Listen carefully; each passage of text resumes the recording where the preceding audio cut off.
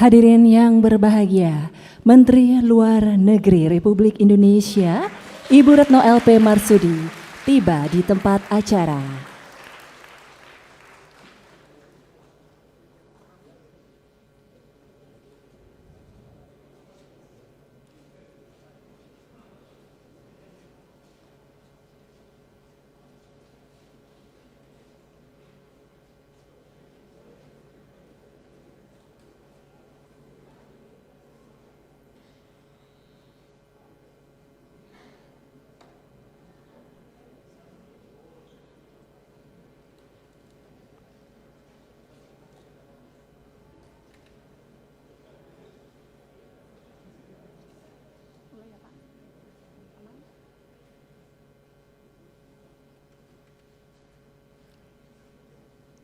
Assalamualaikum warahmatullahi wabarakatuh. Salam sejahtera bagi kita semua. Shalom, Om Swastiastu, Namo Buddhaya, salam kebajikan. Yang terhormat Menteri Luar Negeri Republik Indonesia, Ibu Retno LP Marsudi, selamat datang. Yang kami hormati Direktur Jenderal Asia Pasifik dan Afrika Kemlu, Bapak Abdul Qadir Jailani, Rektor Universitas Gadjah Mada, Profesor Dr. Ova Emilia, beserta segenap jajaran pimpinan Universitas Gadjah Mada. Yang kami hormati staf ahli bidang hubungan antar lembaga Kemlu, Bapak Muhsin Syihab, Dekan Fakultas Ilmu Sosial dan Ilmu Politik Universitas Gadjah Mada, beserta dengan para dekan yang hadir di Balai Senat Universitas Gadjah Mada ini, selamat datang. Ketua Dewan Guru Besar, terima kasih telah hadir. Dan juga Bapak Ibu, para tamu undangan, para peserta, para mahasiswa, mahasiswi yang kami banggakan. Kami ucapkan selamat datang di Balai Senat Universitas Gadjah Mada dalam acara Kuliah Umum Menteri Luar Negeri Republik Indonesia, Ibu Retno LP Marsudi dengan tema Diplomasi Indonesia untuk Palestina. Hadirin yang berbahagia, acara ini disiarkan secara langsung live streaming melalui kanal YouTube Universitas Gadjah Mada dan Visipol UGM. Perkenankan kami akan menyampaikan agenda terlebih dahulu, yaitu sambutan rektor, penyampaian kuliah umum dan tanya jawab yang akan dipandu oleh moderator, penyerahan cenderamata dan foto bersama, dan setelah selesai acara akan ada doorstop interview untuk para media atau wartawan yang hadir bertempat di Selasar Balai Senat Universitas Gadjah Mada. Baik, hadirin yang kami hormati, mengawali acara kuliah umum kita pada pagi hari ini, kita akan bersama-sama dengan hikmat dan penuh semangat menyanyikan lagu kebangsaan Indonesia Raya. Hadirin kami mohon berdiri.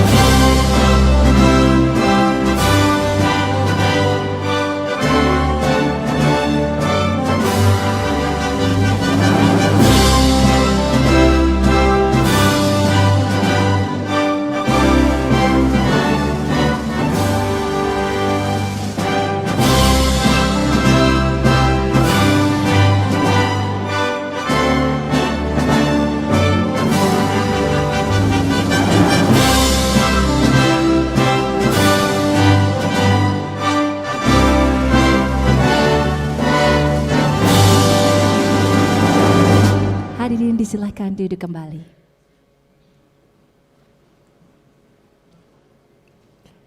Bapak Ibu yang kami hormati dan para mahasiswa yang kami banggakan, selanjutnya kita akan ikuti bersama sambutan selamat datang dari tuan rumah acara kuliah umum ini. Kami undang dengan hormat Rektor Universitas Gadjah Mada, Profesor Dr. Ova Emilia, PhD. Disilahkan.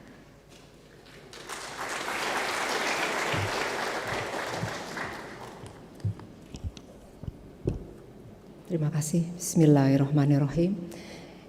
Yang terhormat Ibu Menteri Luar Negeri Republik Indonesia, Ibu Retno Marsudi.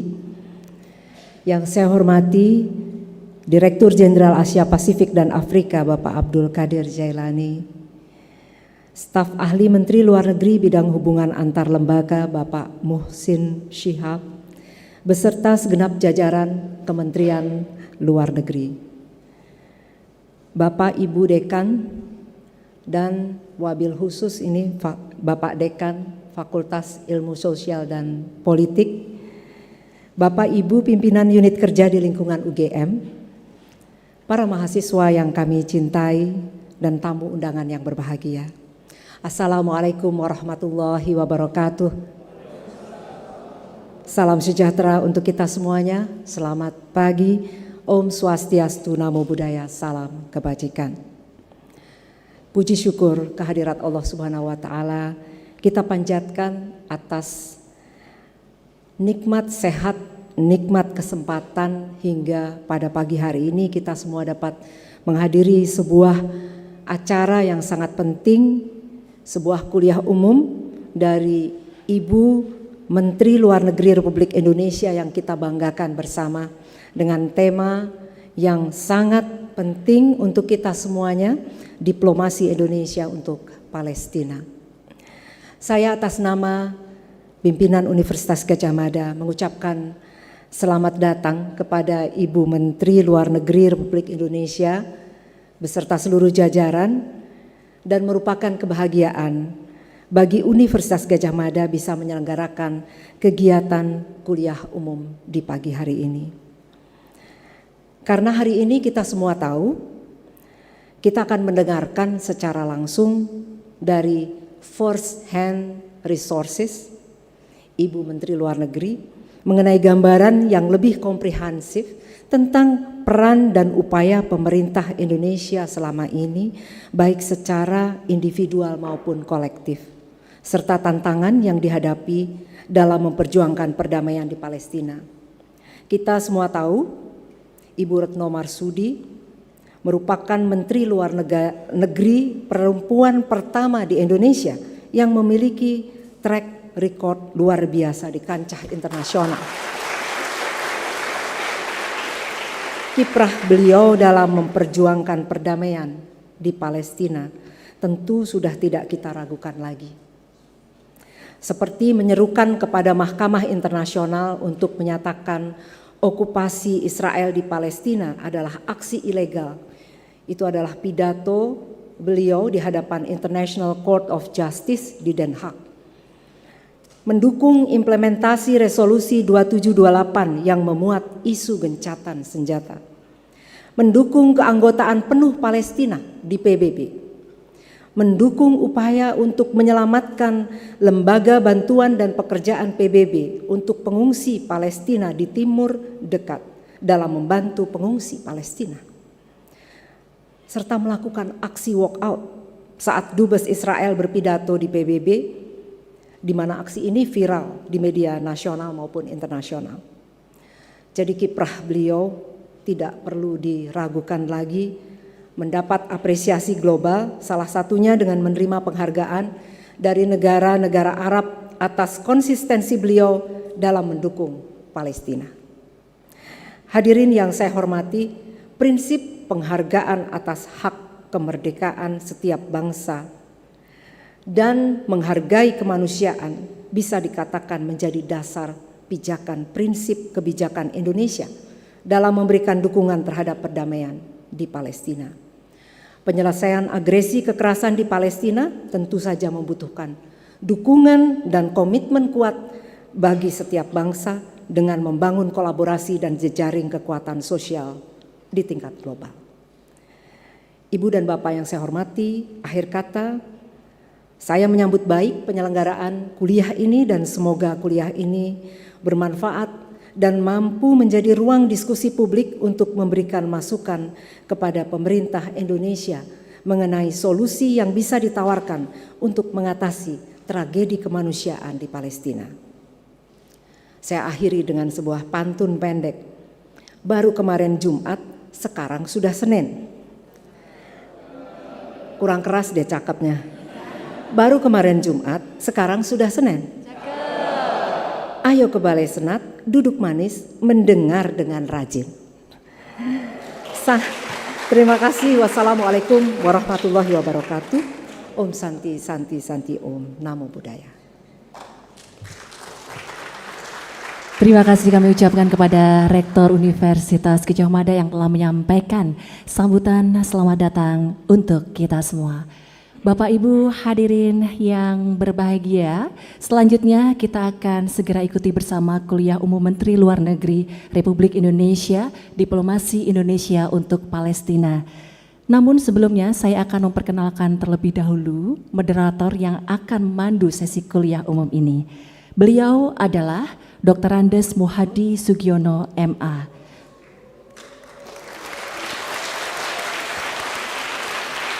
Beliau adalah dosen di Departemen Hubungan Internasional Fakultas Ilmu Sosial dan Ilmu Politik UGM. Bapak Muhadi Sugiono juga aktif terlibat sebagai campaigner dengan kampanye internasional untuk penghapusan senjata nuklir atau ICAN. Organisasi ini merupakan pemenang Hadiah Nobel 2017.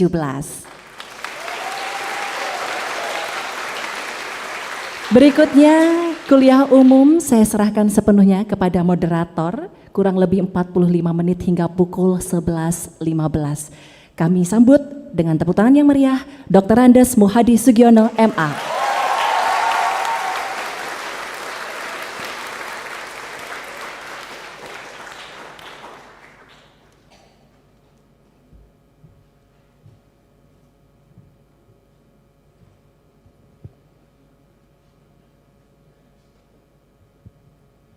Selamat pagi para hadirin sekalian, baik yang ada di Balai Senat ataupun yang mengikuti acara ini secara live streaming.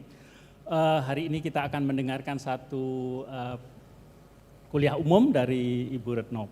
Saya kira isu Palestina adalah isu yang cukup atau sangat penting di dalam hubungan diplomatik kita, hubungan luar negeri kita.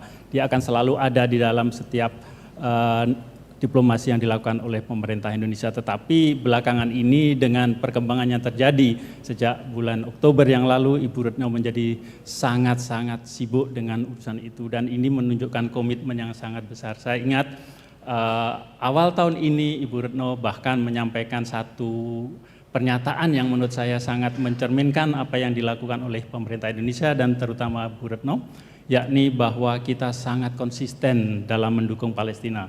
Dan konsistensi kita tidak akan berubah sebelum ada perubahan di Palestina.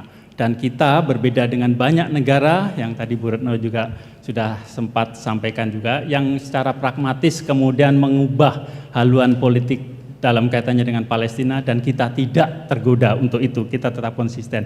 Dan terima kasih kepada Bu Retno untuk konsistensi ini. Mari kita berikan aplaus kepada Bu Retno. Saya kira tidak akan berpanjang lebar, kita panggil, kita undang Ibu Retno untuk ke panggung. Silahkan.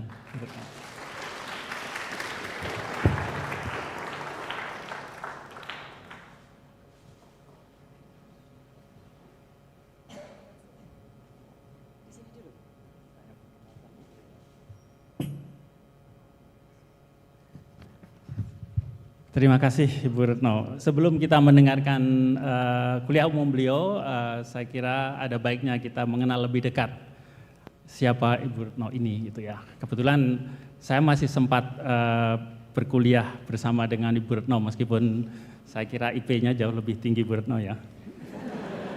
Mungkin. Beliau lahir di Semarang tanggal 27 November 1962.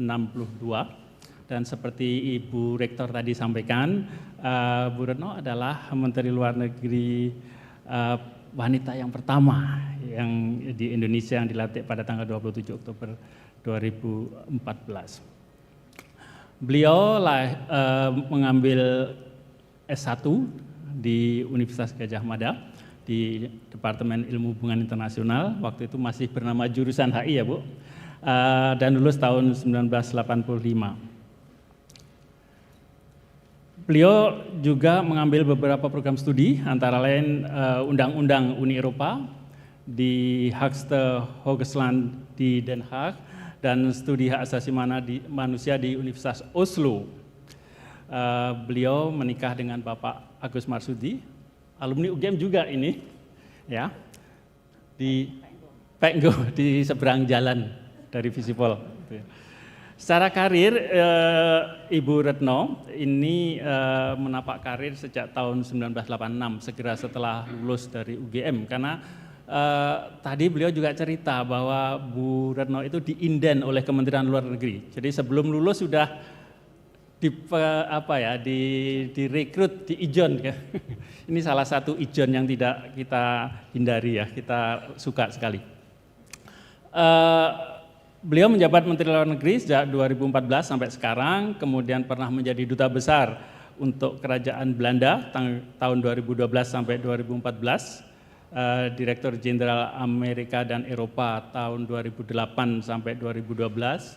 Beliau juga menjabat sebagai Duta Besar Indonesia untuk Kerajaan Norwegia dan Republik Islandia 2005 sampai 2008. Tahun 2003 sampai 2005 beliau menjabat Direktur Eropa Barat, kemudian Direktur Kerjasama Intra dan Antar Regional Amerika dan Eropa 2001-2003, dan beliau juga pernah bertugas di Kedutaan Besar Indonesia di Canberra dan di Den Haag. Di Canberra kami juga sempat bertemu Bu Retno sebagai staf di Kedutaan Besar waktu itu. Ada banyak penghargaan yang sudah diterima oleh Ibu Retno dari internasional, misalkan the Order of Merit Grand Officer, the second highest decoration Norway pada tahun 2011, kemudian the Ridder Godtkreuz, the Order van Oranje, Nasan di Belanda tahun 2015, kemudian penghargaan agen perubahan dari PBB untuk kesetaraan gender dan pemberdayaan perempuan tahun 2017. Kemudian tahun 2018 memperoleh penghargaan El Sol de Peru dari Peru, kemudian Melalai Medal of Honor dari Presiden Ashraf Ghani dari Afghanistan pada tahun 2020.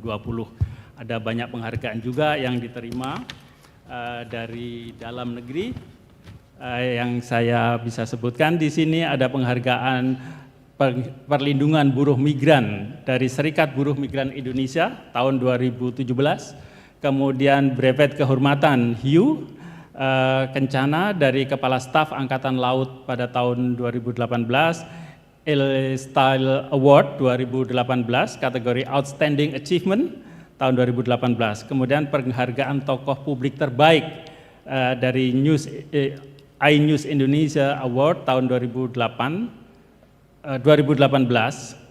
kemudian anugerah Perhumas Indonesia tahun 2018 juga, penghargaan khusus untuk pemimpin diplomasi kemanusiaan dari PKPU Human Initiative tahun 2018.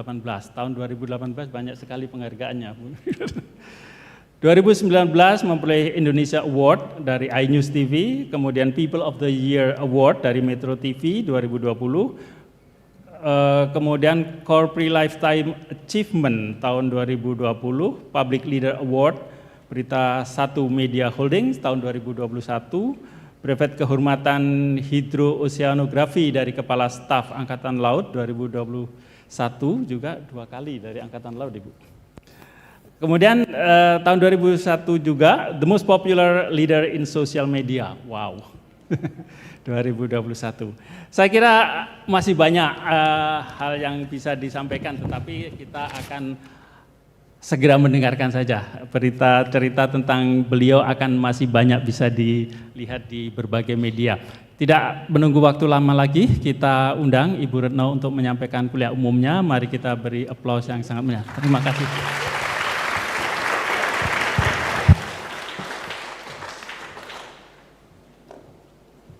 Bismillahirrahmanirrahim. Assalamualaikum warahmatullahi wabarakatuh. Selamat pagi, salam sejahtera bagi kita semua. Om Swastiastu, Namo Buddhaya, salam kebajikan.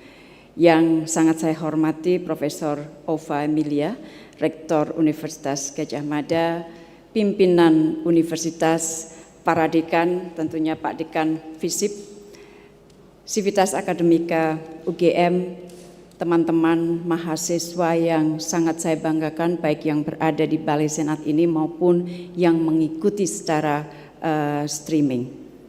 Ibu Bapak, sebelum saya mulai, saya ingin menampilkan beberapa foto mengenai situasi di Gaza.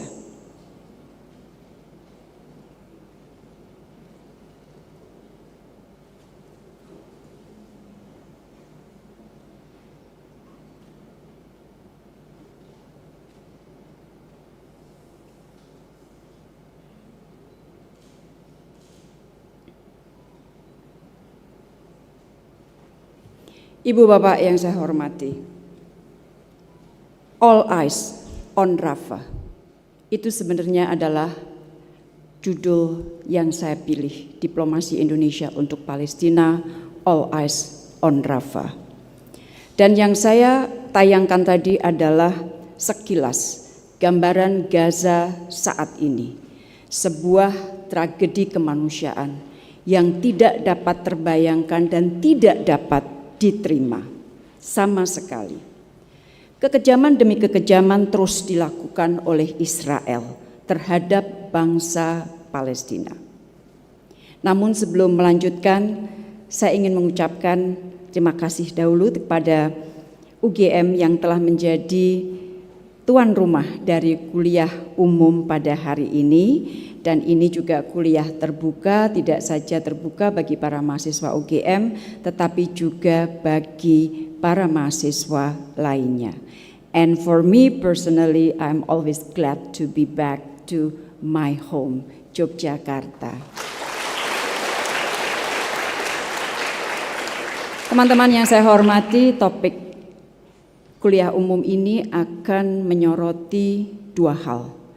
Pertama adalah mengenai perkembangan situasi di Palestina, dan yang kedua adalah bagaimana Indonesia menjalankan diplomasinya terhadap isu Palestina. Saya mulai dengan situasi Palestina saat ini. Tadi saya sudah sebutkan tidak ada satupun kalimat yang dapat digunakan untuk menjelaskan bahwa situasi bangsa Palestina mengalami perbaikan. Tidak ada sama sekali. Confirm situasi semakin memburuk. Foto-foto tadi menjelaskan mengenai situasinya. Sejak 7 Oktober tahun lalu, 2 juta orang terusir. Dan sebagian besar mereka terusir beberapa kali. Di awal mereka tergusur dari utara ke selatan. Sekarang di selatan dibombardir. Sebagian kembali ke utara kembali, dan sekarang Rafah menjadi target serangan Israel dengan alasan memburu tokoh-tokoh Hamas. Data menunjukkan 196 personel PBB tewas, lebih dari 36.400 orang meninggal dunia. 82.057 mengalami luka-luka, dan di antara yang meninggal 15.000 lebih adalah anak-anak. Dan di Gaza ditemukan 10 kuburan massal. Kita bicara mengenai masalah pelayanan rumah sakit. Situasinya sangat memprihatinkan. Hanya beberapa rumah sakit yang masih memberikan pelayanan kesehatan. Itu pun sangat minimal. Dan rumah sakit Indonesia di Gaza sudah tidak berfungsi secara maksimal sejak November tahun lalu. Tadi Profesor Ova menyebutkan mengenai organisasi PBB yang mengurus pengungsi, UNRWA. UNRWA secara sistematis terus diperlemah. Ada rekayasa tuduhan keterlibatan beberapa staf UNRWA dalam serangan Hamas 7 Oktober. Namun setelah diinvestigasi tidak terbukti. Maka upaya pelemahan dilakukan. Salah satu upaya pelemahan yang dilakukan kepada UNRWA adalah dihentikannya bantuan kemanusiaan, bantuan dari para donor kepada UNRWA, terutama dari Amerika Serikat. Rekan-rekan, di titik pada saat beberapa negara Eropa Barat membekukan bantuannya kepada UNRWA, di titik itulah saya mulai perjalanan saya ke beberapa negara Eropa untuk mengatakan kenapa harus dibekukan sekarang. Bukannya PBB akan membentuk tim investigasi. Biarlah tim investigasi tersebut bergerak dulu. Hasilnya seperti apa baru kita bertindak. Tetapi setelah tim investigasi ini bekerja dan tidak ada bukti keterlibatan UNRWA dalam serangan Hamas, maka pembekuan bantuan satu demi satu sudah mulai dialirkan kembali ke UNRWA. Foto ini adalah foto pertemuan saya dengan Komisaris Jenderal UNRWA Philip Lazzarini. Amerika Serikat termasuk negara yang sampai saat ini belum atau tidak membuka kembali keran bantuannya kepada UNRWA. Mungkin teman-teman akan tanya, UNRWA itu apa? UNRWA itu adalah lembaga PBB yang diberikan tugas untuk mengurus pengungsi. Dan pengungsi ini bukan hanya di Gaza, tetapi di tepi barat, di Jordan, di Libanon, di Suriah, yang jumlah totalnya kira-kira hampir 6 juta orang pengungsi. Dan kalau kita lihat, kenapa upaya pelemahan UNRWA dilakukan? Ini tentunya dampaknya tidak hanya memperburuk pelayanan kepada para pengungsi, tetapi secara sistematis dan strategis memang dilakukan oleh Israel untuk meniadakan isu pengungsi. Jadi, kalau mereka tidak dilayani, terpaksa mereka akan tinggal di negara-negara tersebut sehingga isu pengungsi menjadi tidak ada. Isu right to return bagi para pengungsi menjadi tidak ada. Sehingga salah satu elemen perjanjian perdamaian mengenai right to return untuk para pengungsi ditiadakan oleh secara sistematis strategis oleh Israel.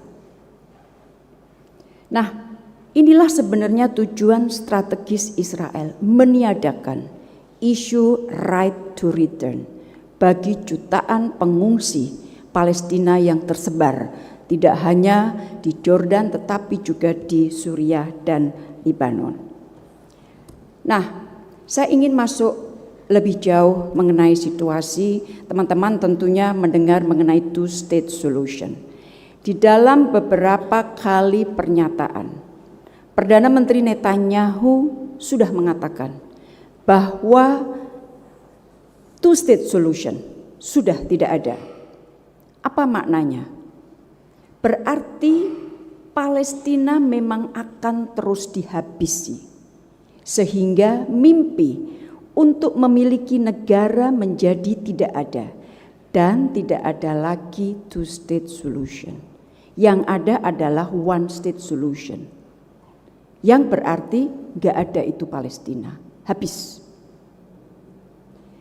Serangan terus dilakukan di Rafah termasuk ke kamp pengungsi yang dilakukan beberapa hari yang lalu, dan serangan ke Rafah ini terjadi di tengah baru keluarnya Orders of the ICJ, perintah dari Mahkamah Internasional kepada Israel, termasuk perintah untuk menghentikan ofensif militernya di Rafah. Yang berarti apa? Pelanggaran demi pelanggaran terus dilakukan oleh Israel, bahkan dengan sudah adanya the orders of the ICJ, terus bombardment ke Rafah, ke kamp pengungsi terus dilakukan. Jadi in short, situasi Palestina terus memburuk dari waktu ke waktu, dan beberapa upaya strategis sistematis terus dilakukan oleh Israel untuk menghabisi Palestina. Beberapa hal, tanah Palestina semakin digerogoti oleh settlers. Jadi isu tanah yang menjadi hak bangsa Palestina semakin menyempit, shrinking. Penduduk terusir, terbunuh. Lembaga yang mengurus pengungsi diperlemah.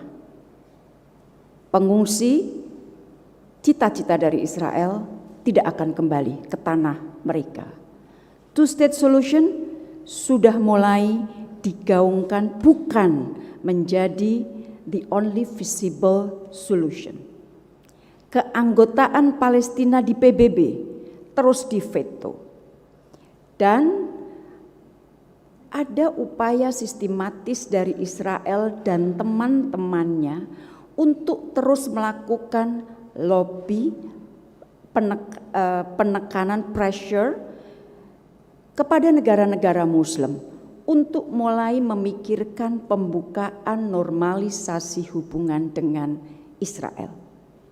Dan Gaza sudah merupakan wilayah yang tidak layak ditinggali karena 70% infrastrukturnya tidak berfungsi.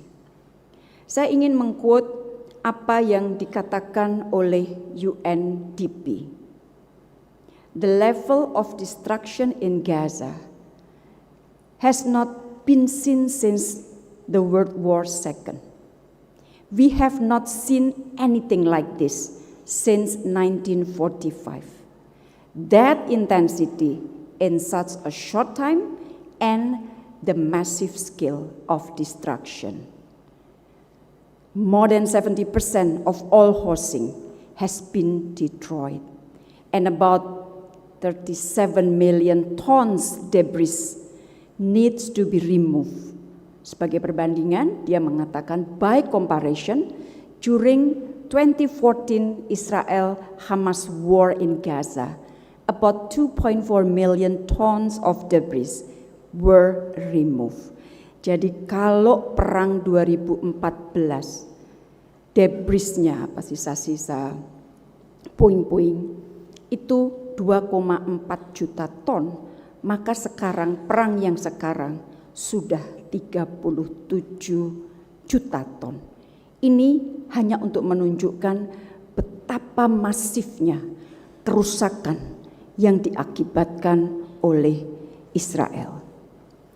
Ibu bapak, rekan-rekan mahasiswa yang saya hormati, saya baru kembali dari Brussels, Belgia untuk menghadiri pertemuan antara OIC Contact Group dengan Uni Eropa pada tingkat Menteri Luar Negeri. Mungkin teman-teman mahasiswa bertanya, apa OIC Contact Group? Jadi OIC Contact Group ini terbentuk karena adanya mandat para pemimpin OKI pada KTT luar biasa di Riyadh November tahun lalu, dan menunjuk beberapa menteri luar negeri, Indonesia, Saudi, Qatar, Jordan, Mesir, Turki, Nigeria, dan Palestina untuk berada di garis depan dalam membela keadilan dan kemanusiaan bagi Palestina. Dan sejak itu, jika teman-teman memperhatikan melalui sosial media, kita bertuju ini terus melakukan lobby ke beberapa negara, termasuk ke negara-negara P5, pemegang veto, Dewan Keamanan PBB. Kita ke Beijing, kita ke Moskow, kita ke London, kita ke Perancis, dan kita juga ke Washington DC. Dengan pesan, kekejaman Israel harus segera dihentikan, gencatan senjata harus segera terrealisir, dan negosiasi two-state solution dapat segera dimulai dan terwujud. Kita juga bolak-balik ke New York untuk pertemuan DECA, untuk pertemuan Majelis Umum, ke Jenewa karena Indonesia saat ini sedang menjadi anggota Dewan HAM. Jadi kita terus bergerak untuk melakukan lobby. Kembali ke pertemuan Brussel yang baru saja saya lakukan, ada dua tujuan utama, yaitu mendorong implementasi two-state solution dan mendorong negara-negara Eropa, terutama Uni Eropa, agar mengakui negara Palestina. Rekan-rekan, sejauh ini sudah ada 145 negara yang mengakui negara Palestina, termasuk yang baru-baru ini terjadi, yaitu pengakuan dari Norwegia, Irlandia, dan Spanyol. Berarti tadi ada 144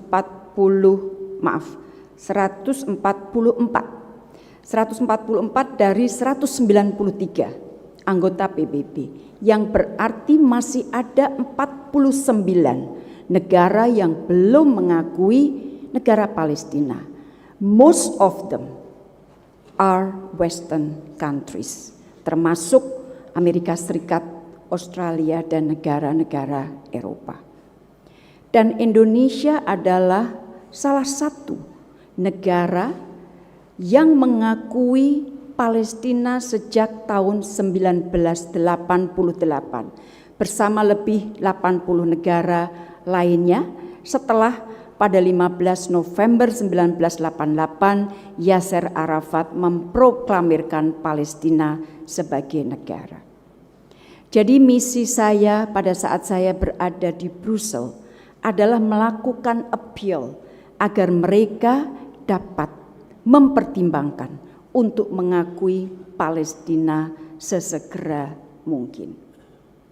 Dan jika negara-negara Eropa melakukannya, maka akan mengirim pesan yang kuat bahwa mereka berpihak pada keadilan dan perdamaian, dan bahwa mereka mengambil satu langkah maju untuk mempercepat implementasi two-state solution. Dan sekarang merupakan momen yang paling tepat untuk melakukannya. Jadi selain Irlandia, Spanyol, Norwegia, pemerintah Slovenia pada 30 Mei mengumumkan pengakuan terhadap negara Palestina, namun masih menunggu persetujuan parlemen. Dan dari pembicaraan saya dengan para menteri luar negeri Uni Eropa, kita harapkan ke depan, di bulan-bulan ke depan akan ada beberapa negara Uni Eropa lain yang akan segera mengakui Palestina. Ibu Bapak, rekan-rekan mahasiswa yang saya hormati, sekarang saya ingin masuk ke posisi Indonesia atau bagaimana posisi kita terhadap Palestina. Ibu Bapak, kita patut bersyukur. Tadi Ibu Rektor sudah menyampaikan dan Pak Moderator sudah menyampaikan bahwa Indonesia secara konsisten, the keyword is konsisten, memegang prinsip dan nilai-nilai universal untuk terus mendukung bangsa Palestina. Dan konsistensi prinsip ini, teman-teman mahasiswa, bukan merupakan hal yang mudah. Sangat tidak mudah untuk memegang sebuah prinsip secara konsisten di tengah situasi dunia yang carut-marut, penuh dengan tekanan, dan di sana sini dengan iming-iming transaksi yang macam-macam. Tetapi alhamdulillah sampai saat ini pemerintah Indonesia masih kokoh dan konsisten untuk terus membela bangsa Palestina. Dan karena kekokohan dan prinsip inilah, maka Indonesia dihormati oleh dunia internasional. Pada saat pertemuan Brussels, Indonesia adalah satu-satunya negara non-Arab yang duduk bersama dengan Uni Eropa. Dan kalau kita lihat yang mendapatkan mandat tadi, Indonesia adalah wakil dari Asia. Dan ini bukan sesuatu yang diraih dengan gampang. Ini adalah trust, ini adalah respect terhadap Indonesia. Nah, saat ini saya ingin menceritakan beberapa prioritas yang akan diupayakan terus oleh Indonesia ke depan. Ke belakang sudah banyak yang diceritakan. Bu Rektor seorang dokter, tapi tadi pembukaannya banyak sekali sudah menyinggung masalah hubungan internasional, termasuk apa yang saya lakukan di depan Mahkamah Internasional dan di depan sidang majelis umum PBB. Ke depan kita pertama akan terus mendorong gencatan senjata segera dan permanen. Dan teman-teman mahasiswa, terutama yang dari hubungan internasional, pasti mencermati baru-baru ini ada proposal yang dikeluarkan oleh Presiden Biden mengenai masalah gencatan senjata. Buat Indonesia, gencatan senjata ini is not a new issue. It is the issue yang dari hari pertama kita terus gaungkan. Yang kedua, kita akan terus mendukung kerja UNRWA dan mendorong negara lain untuk memberikan dukungan. Kita memberikan contoh, we walk the talk, kita menaikkan beberapa kali kontribusi kita kepada UNRWA. Karena teman-teman pasti kalau kita bicara ke negara lain, ayo dong tambah kontribusinya kepada UNRWA. Kalau kita tidak memberikan contoh, maka negara lain akan mengatakan, lo gimana? Lo aja nggak nyumbang, mosok lo minta gua nyumbang. Jadi kita harus memberikan contoh bahwa kita sudah menaikkan beberapa kali kontribusi kita kepada UNRWA. Dan kita terus berkomitmen untuk memberikan bantuan kemanusiaan. Sejauh ini kita sudah memberikan bantuan kemanusiaan lebih dari 4.500 ton, baik melalui darat maupun melalui udara. Dan ke depan bantuan ini akan kita sesuaikan sesuai dengan kebutuhan dan permintaan. Jadi lebih kepada demand and needs driven assistance. Hal lain yang akan kita lakukan adalah mendorong agar semua keputusan ICJ dipatuhi oleh Israel. Nah, di ICJ ini teman-teman, para mahasiswa, ICJ mengeluarkan orders, sifatnya binding, tetapi ICJ tidak memiliki enforcing power. Yang memiliki enforcing power adalah Dewan Keamanan. Oleh karena itu kita terus bicara dengan Dewan Keamanan agar dapat memaksa Israel untuk mematuhi orders of the ICJ. Kemudian hal lain yang akan kita terus lakukan adalah mendorong lebih banyak negara mengakui Palestina seperti yang baru-baru ini saya lakukan di Brussels, dan mendorong agar proses keanggotaan Palestina di PBB dapat dirampungkan. Nah, rekan-rekan, ibu bapak yang saya hormati, sebagai penutup saya ingin sampaikan bahwa perjuangan bangsa Palestina masih akan panjang. Perjuangan Indonesia dan dunia internasional untuk membantu Palestina juga masih panjang. Yang diperlukan adalah ketegaran, konsistensi memegang prinsip. Saya yakin pemerintah ke depan juga akan konsisten untuk memberikan dukungan terhadap Palestina. Diperlukan sebuah kekokohan, keberpihakan terhadap keadilan, perdamaian, dan kemanusiaan. Saya ingat apa yang ada di dalam pembukaan Undang-Undang Dasar 45. bahwa sesungguhnya kemerdekaan itu adalah hak segala bangsa. Dan oleh sebab itu maka penjajahan di atas dunia harus dihapuskan karena tidak sesuai dengan peri kemanusiaan dan peri keadilan. Dan di dalam bahasa diplomasi yang saat ini kita terus lakukan, saya selalu mengatakan kita memiliki kewajiban to defend justice and humanity. To defend justice and humanity. Karena ini sesuai dengan amanah Undang-Undang Dasar 45. Dan saya kira siapapun yang akan memegang pemerintahan ke depan tidak akan keluar dari amanah konstitusi kita. To defend justice and humanity. Itulah teman-teman yang dapat saya sampaikan. Terima kasih banyak dan sebagai penutup paling akhir sebagai ibu, saya ingin berpesan kepada para mahasiswa Universitas Gadjah Mada dan semua mahasiswa yang mengikuti, terutama yang mengikuti kuliah umum ini, jangan pernah tinggalkan kata hati. Hatimu tidak pernah akan mengkhianati kamu. Stay on your right track. Stay on your right track. Banyak sekali hati ditinggalkan dan akhirnya kita berjalan ke arah yang salah. So listen to your heart and stay on your right track. Kebajikan tidak pernah akan musnah. Terima kasih. Wassalamualaikum warahmatullahi wabarakatuh.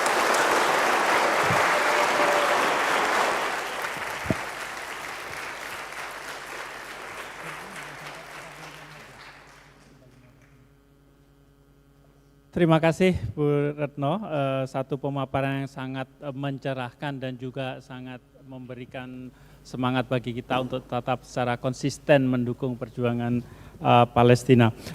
Saya kira kita masih punya waktu, Bu Retno masih punya waktu beberapa saat untuk menerima pertanyaan dan meresponnya. Saya akan mengundang mahasiswa untuk bisa mengajukan pertanyaan. Satu, banyak sekali Bu Retno. Dua, kemudian saya tidak bisa melihat yang belakang, supaya yang belakang satu. Ya satu. Kita mulai dari yang depan. Kita coba dulu 3 pertanyaan, Bu Retno, kita tampung. Usahakan singkat sehingga kita bisa memberikan kesempatan pada lebih banyak mahasiswa. Ya, selamat pagi Bu Retno, terima kasih Pak Muhadi atas waktunya. Perkenalkan, nama saya Lamtiar, saya dari mahasiswa HI angkatan 2022. Saya ingin menyampaikan suatu pertanyaan tentang dukungan terhadap Palestina di ranah hukum. Jadi saat isu Palestina itu di bawah ke ranah hukum, dengan adanya gugatan yang diajukan oleh Afrika Selatan dengan tuduhannya bahwa Israel melanggar Konvensi 1948 tentang pencegahan dan penghukuman kejahatan genosida, dan juga Nicaragua yang juga menggugat Jerman dengan tuduhan bahwa Jerman melanggar Konvensi genosida karena telah memberikan dukungannya kepada Israel.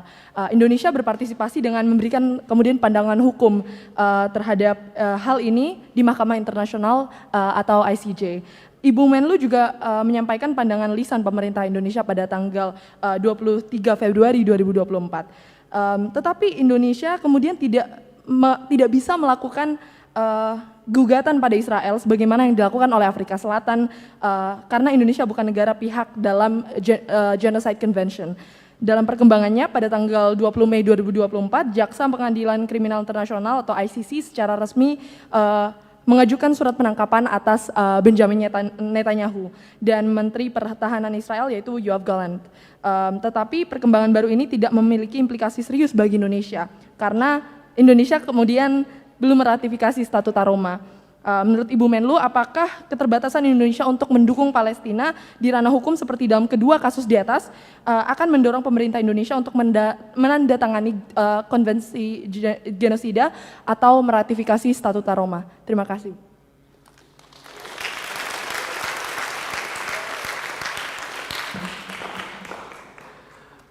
Assalamualaikum warahmatullahi wabarakatuh. Selamat pagi Ibu Menlu dan teman-teman semua yang berada di Balai Senat UGM.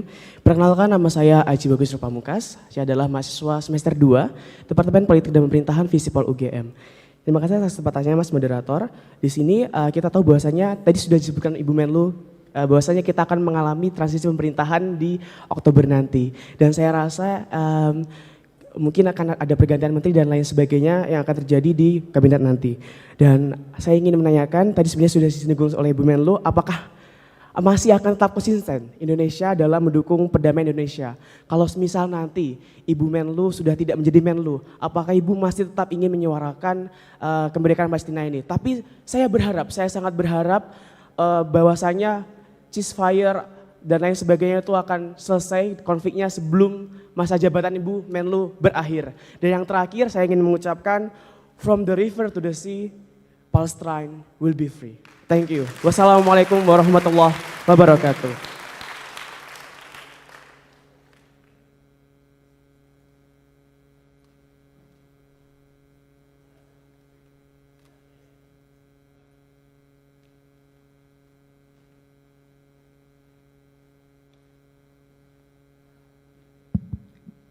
Assalamualaikum warahmatullahi wabarakatuh.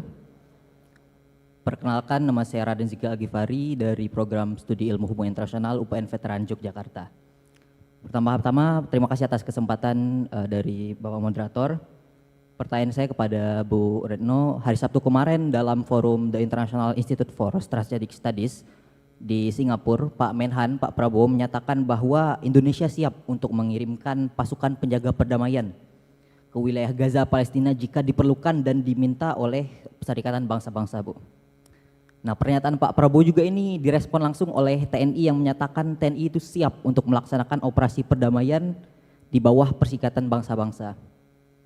Pertanyaan saya, Bu, apakah sudah ada komunikasi antar kementerian dan apakah ada rencana konkret gitu antara kementerian ini untuk memang mengirimkan pasukan perdamaian seperti yang dinyatakan Pak Prabowo ke Palestina? Karena pengiriman ini pasti akan berdampak besar misalkan terjadi ada gencatan senjata nanti di Palestina dan memperkuat kehadiran Indonesia di sana. Terima kasih. Wassalamualaikum warahmatullahi wabarakatuh.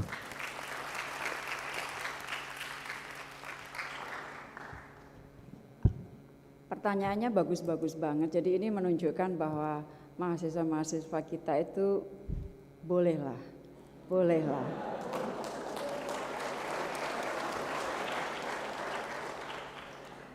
Saya ingin menjawab satu persatu, tapi mungkin nanti pas masalah yang hukum ini, saya punya expert di sini, Duta Besar Abdul Qadir Jailani, Dirjen Asia Pasifik, tetapi dia memang orang dari perjanjian internasional. Dia bukan orang UGM, dia orang Universitas Erlangga. Jadi mungkin nanti Pak Qadir akan membantu saya karena beliau bersama dengan saya pada saat bicara di depan Mahkamah Internasional. Jadi begini, pada saat kita ini memang nggak disalahkan karena banyak sekali informasi yang pada akhirnya kadang-kadang tercampur di ranah publik. Saya ingin mulai dengan ICJ. Ada dua kasus yang berbeda. Satu adalah kasus pertanyaan dari General Assembly kepada ICJ. Apakah pendudukan Israel di Palestina itu legal atau tidak, dan apakah ICJ memiliki yurisdiksi terhadap isu ini. Jadi ICJ merespons pertanyaan dari General Assembly, Mahkamah Majelis Umum. Disinilah Indonesia masuk. Jadi dalam memberikan jawaban terhadap Majelis Umum PBB, ICJ meminta negara-negara anggota untuk memberikan pandangannya. Itu yang saya lakukan di depan Mahkamah Internasional tanggal 23 Februari yang lalu. Ini satu kasus. Kasus yang kedua adalah kasus yang dibawa oleh Afrika Selatan kepada Mahkamah Internasional juga. Basisnya adalah Convention on Genocide genosida, konvensi genosida. Indonesia tidak dapat berpartisipasi langsung dalam kasus hukum tersebut karena kita belum menjadi pihak. Tetapi secara politik kita memberikan dukungan kepada Afrika Selatan untuk mengambil langkah tersebut. Jadi memang ini penuh dengan nuans ya teman-teman mahasiswa. Kita semua negara memiliki karakteristik masing-masing. Satu negara belum meratifikasi ini, yang lain sudah meratifikasi ini dan sebagainya. It is what it is. Tetapi yang kita lakukan adalah, saya selalu bilang, kita akan mengambil all possible avenues to defend justice and humanity for the Palestine. Jadi apapun yang kita mampu dan avenue apapun yang ada akan kita ambil untuk menunjukkan dukungan kita terhadap perjuangan bangsa Palestina. Jadi yang di sisi Afrika Selatan kita tidak dapat terlibat langsung dalam kasus hukumnya, tapi kita memberikan dukungan politik. Dan I put it on my statement, di Twitter Kemlu ada, bahwa Indonesia memberikan dukungan politik. Nah, satu lagi adalah ICC. Ini adalah criminal court. Sudah ada permintaan salah satu prosekutornya untuk arrest warrant terhadap salah satunya adalah Netanyahu. Akan menjadi menarik untuk ditunggu apakah para hakim akan memutuskan ya terhadap permintaan arrest warrant tersebut. Kalau permintaan itu dikabulkan oleh para hakim, maka ini akan mengubah situasi yang cukup signifikan. Jadi the keyword is Indonesia will take all possible avenues to defend justice and humanity for Palestine. Kedua, mengenai from the river to the sea, mengenai konsistensi.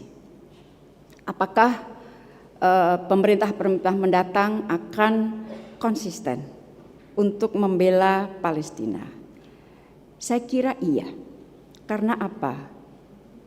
Itu adalah amanah konstitusi kita.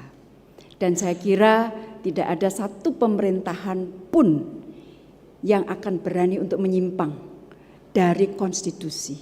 Itu amanah yang memang harus dijalankan oleh semua kita.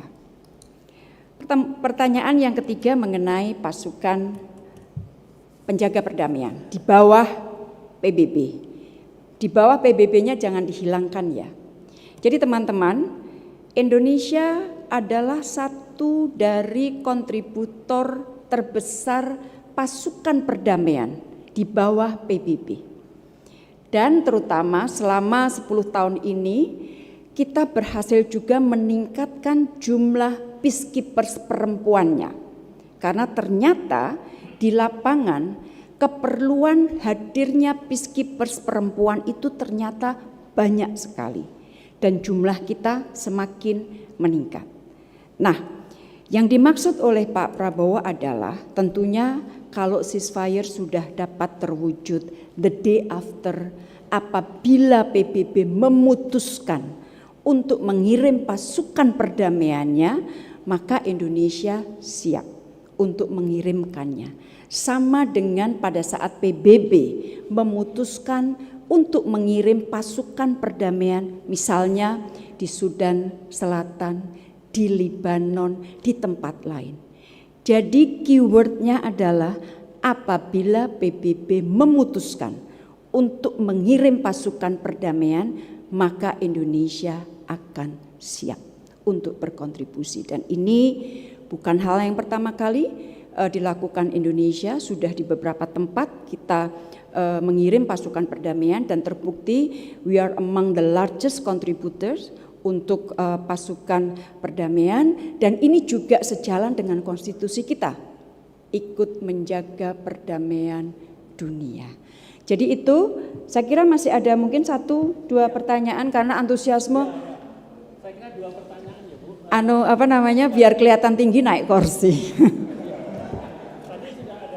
1, kemudian 2. Silahkan. Silakan singkat ya.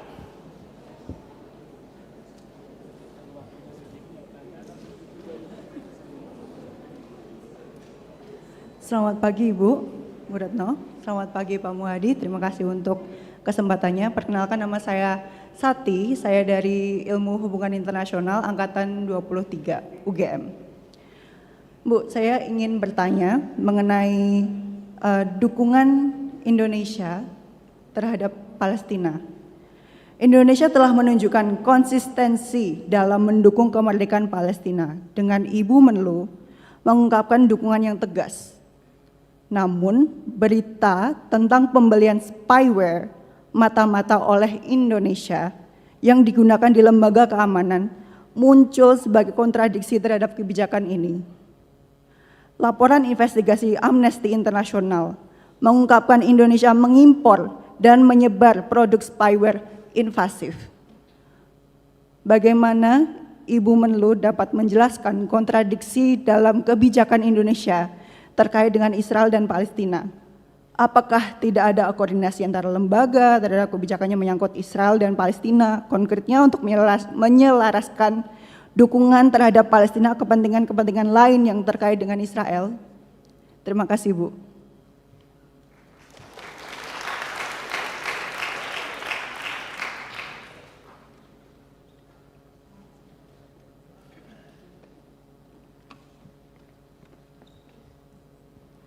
Oke. Selamat siang Bu Retno. Rekan nama saya Rania, saya dari Ilmu Hubungan Internasional Angkatan 23. Mungkin saya ada 2 pertanyaan, tapi mungkin dari ranahnya tetap sama. Jadi Ibu mungkin sudah mention tentang Genocide Convention yang tadi Ibu sudah jelaskan. Saya mau nanya, apakah Indonesia ini ada rencana untuk ratify this convention? Kalau memang tidak, apa sih sebenarnya yang menahan Indonesia untuk ratify? Karena ini cukup signifikan tentang penerimaan refugees. Jadi pertanyaan kedua adalah forced migration. Jadi Kemlu pernah menyatakan membuka diri terhadap pengungsi Rohingya. Jadi apakah Indonesia bersedia membuka diri terhadap pengungsi Palestina, atau Indonesia selektif saja menerima orang-orang Palestina dengan skills tertentu, misalkan mahasiswa berprestasi? Karena dari Menlu pernah menyatakan diri untuk Rohingya, namun dari media yang udah ada, media yang udah memberitakan soal ini, tidak ada gerakan signifikan dari Menlu sendiri tentang Rohingya. Jadi itu. Terima kasih, Bu.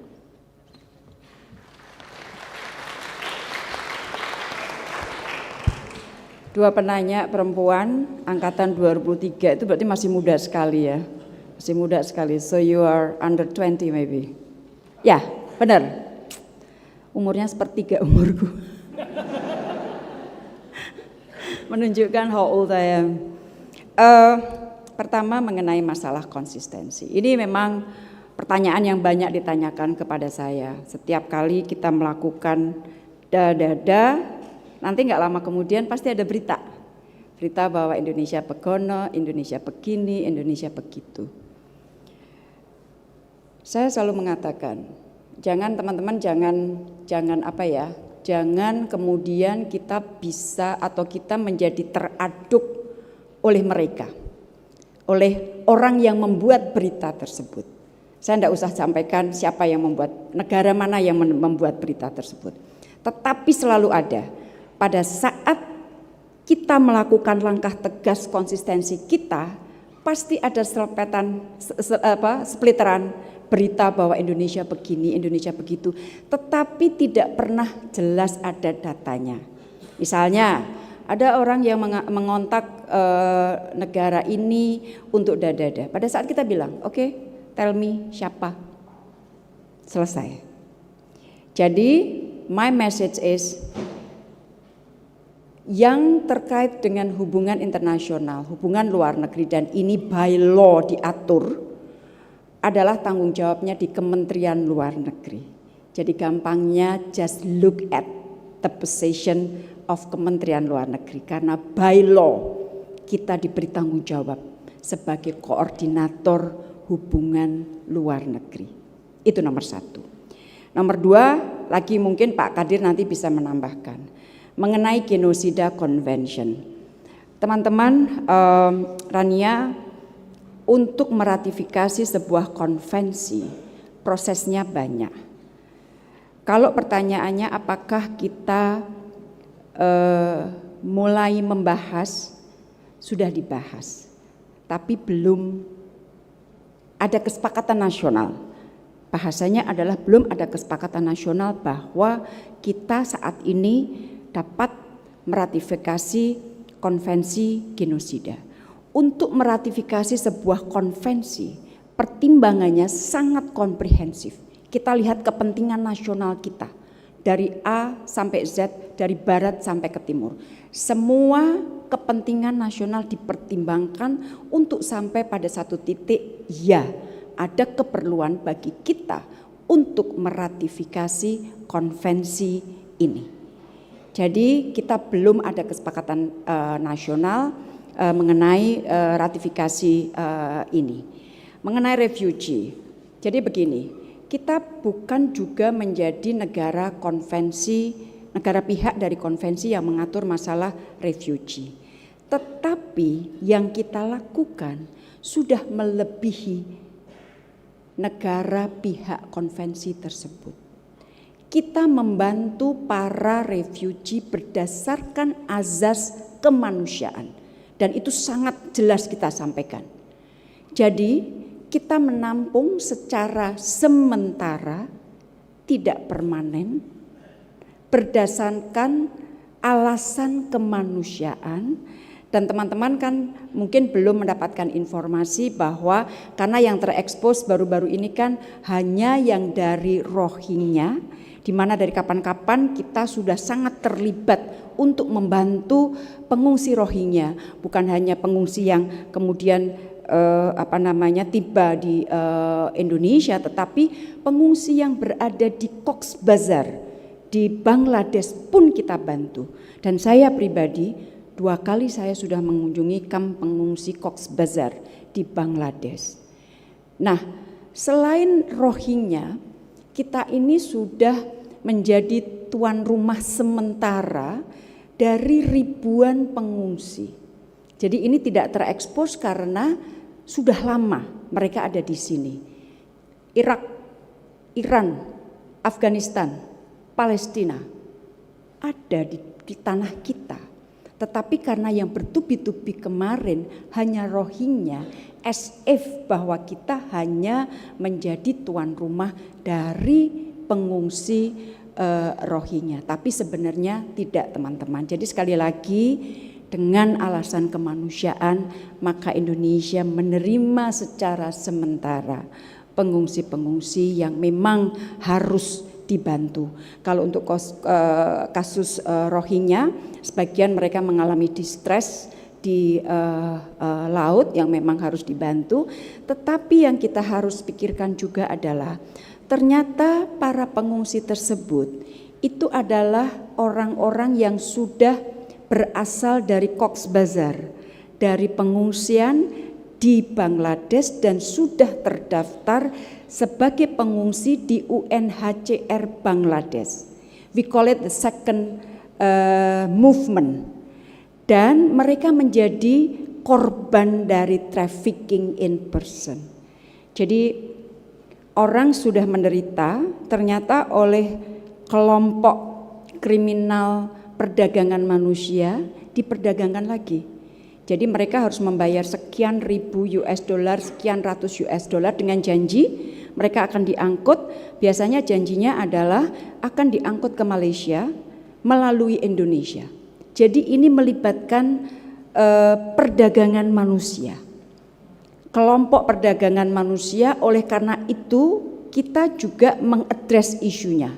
Jadi polisi kita bekerja sama dan kita dari Kemlu ada unit yang mengatur itu. Kita bicara dengan Bangladesh, dengan Malaysia, dengan UNHCR, dengan IOM untuk memberantas perdagangan manusia. Jadi refugee, tapi mereka kemudian menjadi korban perdagangan manusia, sehingga upaya untuk mengadres isu perdagangan manusia itu juga at the same time harus dilakukan.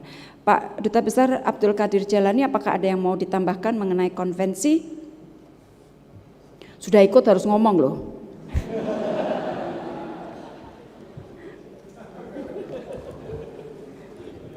Terima kasih banyak Bu Menlu atas kesempatannya. Saya hanya mau menambahkan sedikit saja Bu mengenai kenapa kita belum ratifikasi. Tadi sudah dijelaskan oleh Ibu Menlu bahwa meratifikasi sebuah konvensi itu bukan sebuah langkah sederhana, tapi memerlukan proses yang sangat panjang.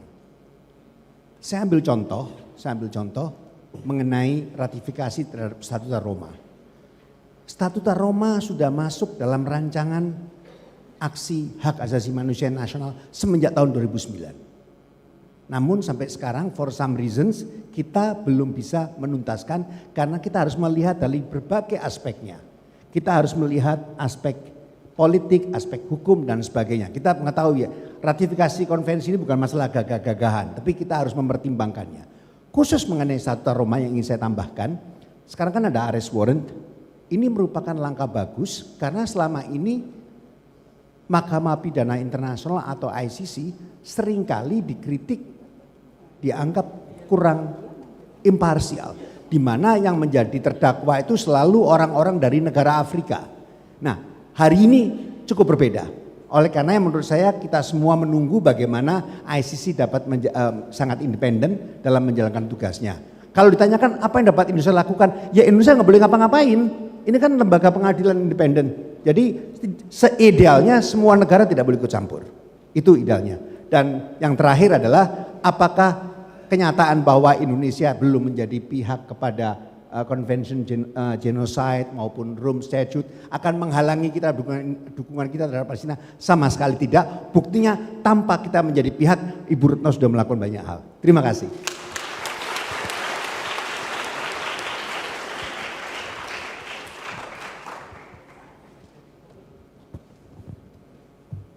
Terima kasih Pak Abdul Qadir Jailani yang telah menambahkan.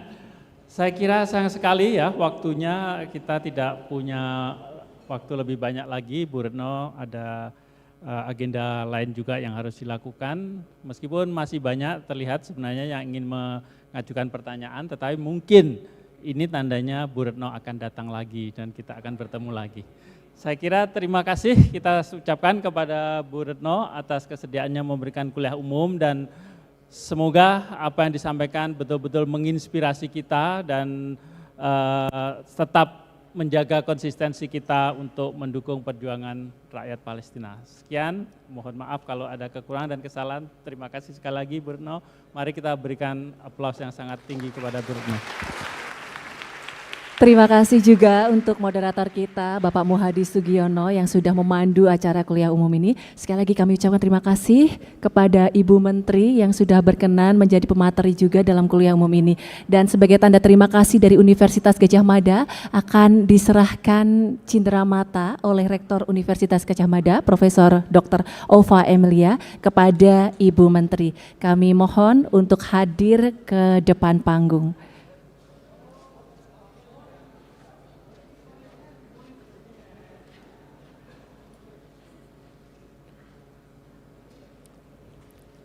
Sekali lagi kami haturkan terima kasih yang sebesar-besarnya. Terima kasih tak terhingga kepada Ibu Retno LP Marsudi yang telah menjadi pemateri dalam kuliah umum Diplomasi Indonesia untuk Palestina. Selanjutnya kami mohon kepada Ibu Rektor dan Ibu Menteri untuk tetap berada di tempat. Kami mengundang Bapak Dirjen, Bapak Abdul Qadir, Bapak Muhsin, staf ahli Kemlu, Ketua DGB, Prof. Maksum, dan juga para dekan yang hadir di sini untuk bergabung ke depan. Juga moderator, kami mohon untuk juga bergabung, Bapak Muhadi. Silahkan kami mengundang kepada Bapak Dirjen, Bapak Abdul Qadir, staf ahli Kemlu, Bapak Muhsin, Prof. Maksum, Ketua DGB, lalu para dekan yang hadir, dan moderator. Disilakan untuk bergabung untuk foto bersama. Ini adalah sesi foto kedua dan sesi foto selanjutnya nanti kami mohon kepada Bapak Ibu yang tadi sudah kami sebutkan namanya untuk menghadap ke arah layar berbalik, J. Ya, baik, sudah. Ya, silakan mengepalkan tangan kanan Bapak Ibu semuanya. Ya. Capture. Terima kasih, mohon berbalik semuanya. Berbalik ke arah layar dan kami mohon kepada semua peserta yang di sini untuk berdiri. Semua peserta yang ada di sini untuk berdiri semua ya. Ya, kita akan boleh maju tapi mohon tetap dengan tertib, hanya berada di baris pertama. Maksimal hanya berada di baris pertama saja. Silakan boleh maju. Untuk teman-teman semuanya, mahasiswa-mahasiswi dan juga tamu undangan sekalian, dalam mengikuti sesi foto ini silahkan boleh maju tapi hanya terbatas di baris pertama saja. Terima kasih sudah tertib. Baik, kita akan ambil gambar resmi terlebih dahulu. 1, 2, 3, capture. Semua menggenggamkan tangannya. Ya, semua menggenggamkan tangannya ya, yang kompak semua menggenggamkan tangan kanannya ya. 1, 2, 3, capture. Ya, ada lagi logo lainnya?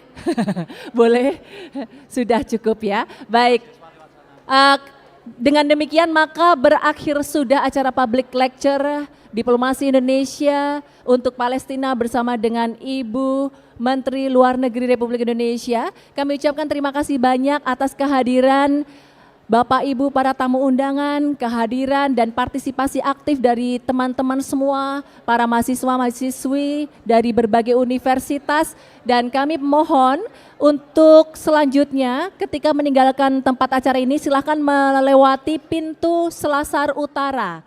Sekali lagi Bapak Ibu semuanya, pintu sebelah